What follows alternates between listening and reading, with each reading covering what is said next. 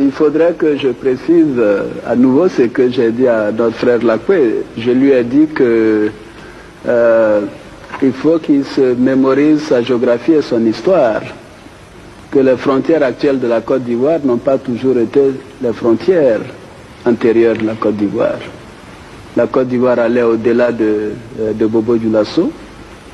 Et que donc, dans cette partie du Nord, il y a beaucoup de familles qui ont fait le va-et-vient entre les deux parties, entre les deux pays. Et d'ailleurs, je vois que beaucoup de gens parlent d'intégration africaine.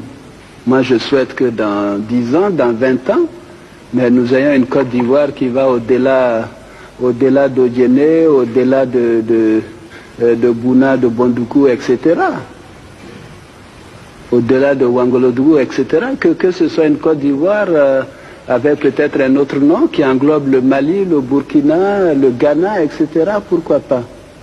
C'est ça la réalité. L'Europe vient de nous donner l'exemple. Pourtant, ils sont plus nombreux que nous, ils sont plus forts que nous, ils sont plus riches que nous.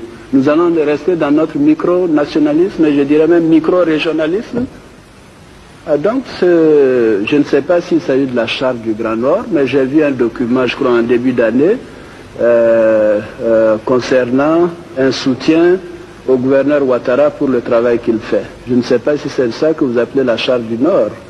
Je n'ai pas vu une charte du Nord, mais enfin, de tout dans les projets séparatistes, je crois que ce n'est pas des projets sérieux. Personne n'y croit.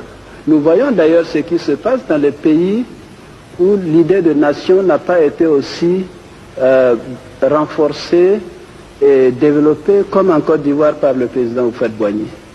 Le président Houphouët dit à tout le monde que sa carrière politique a commencé où? À Korogo. Il se plaît à le dire, et c'est la réalité. Et ses premières campagnes électorales, C'était à Bamako, c'était à Bobo-Dioulasso, c'était à Ouagadougou, etc. Il se plaît à dire qu'il est du Ghana, d'origine.